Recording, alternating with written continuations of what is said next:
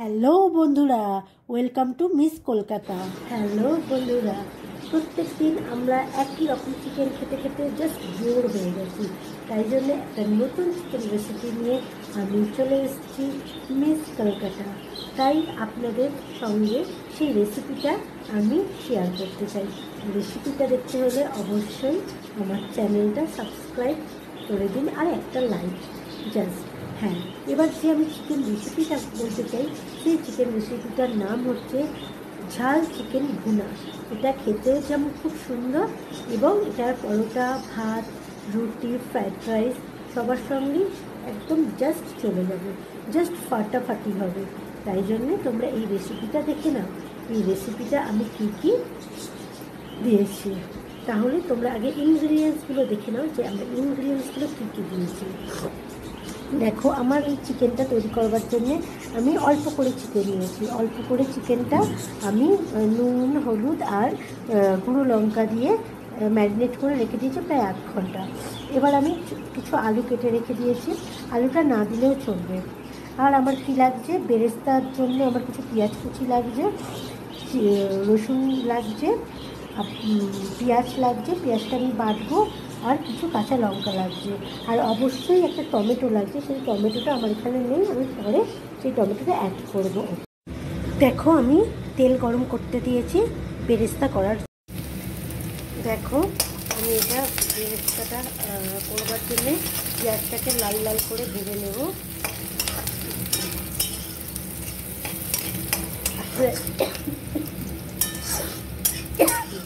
আসলে বুঝতেই পারছো, এক হাতে ফোন ধরে আরেক হাতে রান্না করছি, বুঝেছো তো?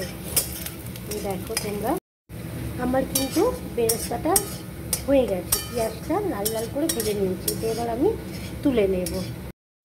এবার আমরা ওই কড়ার মধ্যে আরেকটু তেল দেবো। তেল দিয়ে যে ম্যারিনেট করা চিকেনগুলো রেখেছিলাম সেইগুলো আমরা ভেজে নেব যতক্ষণ না পর্যন্ত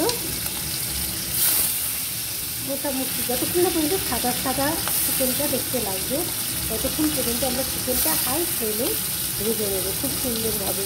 খুব ভাজা হবে না, আবার খুব কম ভাজাও হবে। দেখো, চিকেনটা আমার অলমোস্ট ভাজা হয়ে গেছে। তোমরাও কিন্তু এরকম অল্প অল্প করে ভাজবে, ঠিক আছে? এবার আমি চিকেনটা তুলে নেব। এরপর আমরা কড়াই তেল গরম করে কিছু গরম মশলা, দুটো কাঁচা লঙ্কা এবং জিরে আমরা অ্যাড করে এটাকে ফোড়নে দেব। দিয়ে তারপর পেঁয়াজ, রসুন, আদা বাটা দিয়ে কষব। দেখো বন্ধুরা, এরপর আমি আদা, কাঁচা লঙ্কা, রসুন, এগুলো সব পেস্ট করেছি এবং পেস্ট করে ওই যে ফোড়ন দিয়েছিলাম তেলটার মধ্যে, ওই তেলটার মধ্যে আমি এইগুলো ভালোভাবে কষিয়ে নেব। যখন দেখব তেল ছেড়ে যাচ্ছে তখন কিন্তু আমরা ভাজা মাংসগুলো দিয়ে দেবো। তার আগে আমরা মশলাগুলো অবশ্যই ভালোভাবে কষিয়ে নেব যতক্ষণ না পর্যন্ত তেল ওপরে ভাসছে। আর আরেকটা কথা আমাদের মনে রাখতে হবে যে আমরা কিন্তু তেলটা অতি অবশ্যই সাদা তেল ইউজ করব, কেন আমাদের শরীরের পক্ষে সাদা তেলটা খুব ভালো, ঠিক আছে? এবার দেখো, একটা সুন্দর গন্ধ আসছে মশলা থেকে। তখন আমরা এর মধ্যে কী কী অ্যাড করি দেখো। আমার ভালোভাবে এই মশলার কাঁচা গন্ধটা দূর হয়ে গেছে, তাই জন্যে এবার আমি গুঁড়ো মশলা কিছু অ্যাড করব। দেখো, এই যে দিচ্ছি জিরে গুঁড়ো, তারপরে দিচ্ছি হলুদ গুঁড়ো, ঠিক আছে? বন্ধুরা, একটা কথা মনে রাখবে যে গুঁড়ো লঙ্কাটা খুবই কম খাবে, কেননা গুঁড়ো লঙ্কা খাওয়াটা ভালো না। আমি তাই কাঁচা লঙ্কা বেটে এর মধ্যে দিয়ে দিয়েছিলাম, যেহেতু ঝাল ভুনা, চিকেন ঝালমুড়া। আর এবার নুনও আমি অ্যাড করে দিলাম। এবার এইগুলো আমি সুন্দর করে কষিয়ে নেব যতক্ষণ না পর্যন্ত এর গা থেকে তেল ওপরে ভেসে উঠছে ততক্ষণ পর্যন্ত। হ্যাঁ, আমাদের প্রত্যেকের ঘরেতে ছোট্ট ছোট্ট কিউট কিউট বিউটিফুল বাচ্চা থাকে, তাই জন্যে তারা কেমন ঝাল খায় সেটা দেখে অবশ্যই কিন্তু তোমরা ঝালটা দিও। ঝাল ভুনা বলে, চিকেন ঝাল ভুনা বলে আমরা ঝালটা বড়রা যেমন খেতে পারি, আমরা তো ছোটরা তেমন খেতে পারি না। তাই আমাদের ছোটদের কথাটা মাথায় রেখে অবশ্যই সেটা করতে হবে। তা আমি আরেকটুখানি হলুদ দিলাম, কারণ একটু হলুদ লাগবে। এবার এর যখন কাঁচা গন্ধটা চলে যাবে তখন আমি ভাজা চিকেনগুলো দেবো। এবার এটা আমি একটু চাপা দিয়ে রাখবো। বন্ধুরা ওপর থেকে কেমন তেল ভাসছে দেখো, তেল ভাসছে এইরকম। যখন তেল ভাসবে তখনই তোমরা কিন্তু ভাজা চিকেনগুলো এর মধ্যে অ্যাড করবে, ঠিক আছে?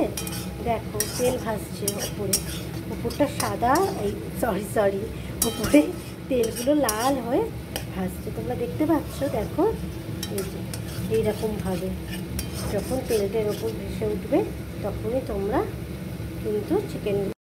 এরপর তোমরা যখনই তেলটা ভালোভাবে কষানো হয়ে যাবে, তেলটা উপরে ভেসে উঠবে, তারপর তোমরা আলুগুলো দিয়ে দিতে হবে। এতে আলু না দিলেও চলবে, আমি আলু দিচ্ছি। তোমরা যদি আলু না দাও তাহলে ওই মশলার মধ্যে ভাজা চিকেনগুলোই দিয়ে দেবে। এবার আলুগুলো এরকম করে মশলাটা ভালোভাবে মিশিয়ে তোমরা একটু ঢাকা দিয়ে একটু জাস্ট 5 মিনিট একটু কষিয়ে নেবে। দেখো বন্ধুরা আলুটা কিছুক্ষণ রেখে তার ওপর আমি এই চিকেন ভাজাগুলো দিয়ে দিলাম, দিয়ে বেশ সুন্দরভাবে নেড়ে চেলে আবার 5 মিনিটের জন্য এটাকে কষাতে দেবো। একটা জিনিস মনে রেখো, যত আমরা বেশি ভালোভাবে কষাবো তত কিন্তু আমাদের ঝাল চিকেন ভুনাটা সুন্দর খেতে হবে। কেননা আমরা প্রত্যেক দিন একই চিকেন রেসিপি খেতে খেতে আমাদের আর ভালো লাগে না, তাই আমাদের নতুনত্ব একটা চিকেন রেসিপি করতে হবে। তাই জন্যে এটাকে একটু আবার আমি 5 মিনিটের জন্য কষতে দিলাম। দেখো যখন চিকেনটা এইরকমভাবে তেল ভেসে উঠবে, এই যে দেখো তেল ভেসে উঠছে, তখন আমরা বেরেস্তাটা দিয়ে দেব।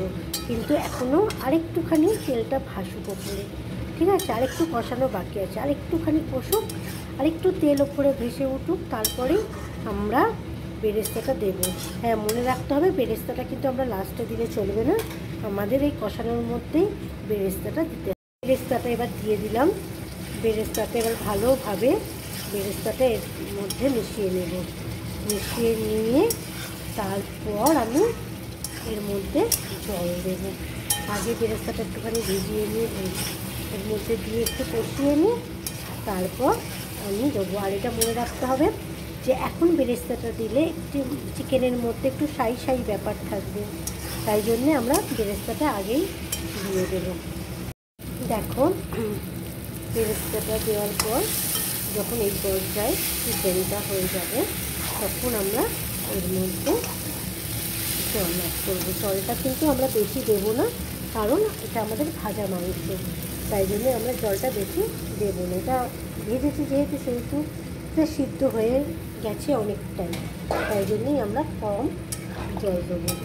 দিয়ে এটাকে এবার ভালোভাবে ফুটতে দেবো।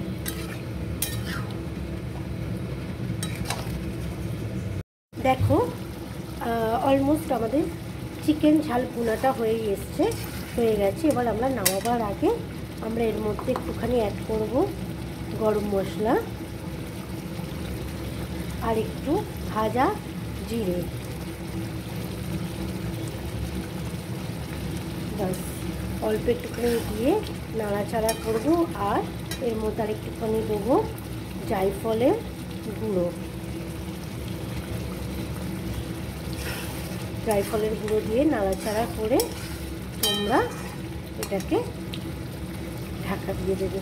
ব্যাস আমার ঝাল চিকেন ভুনা রেডি। এবার আমি খেয়ে তোমাদের বলবো কেমন হয়েছে। থ্যাংক ইউ ফ্রেন্ডস, ভিডিওটা লাইক আর সাবস্ক্রাইব করতে ভুলবে না কিন্তু। Bye bye.